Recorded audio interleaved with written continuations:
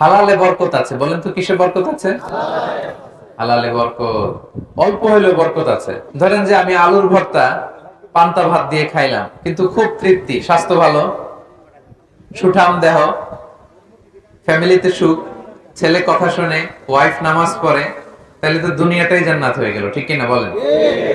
আর ধরেন আপনি পোলাও, কুরমা, বিরিয়ানি এগুলো খাইলেন, ডানে বায়ে ইচ্ছা মতো কামাই করলেন, কিন্তু এমন রোগ আল্লাহ দিছে, একটা হসপিটালের বিল পরিশোধ করতে 10 লাখ নাই, এরকম আছে না? নেই? একটা হসপিটালের বিল দিতে যে 10 লাখ টাকা নাই। তার মানে হালালে বরকত, প্রিয় ভাইয়েরা, আমার সুঙ্গাইবুলের ভাইয়েরা, এই জন্য হালালের সাথে থাকবেন।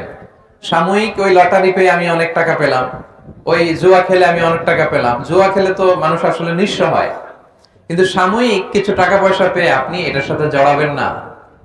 এই জীবনটা একেবারে ক্ষণিকের।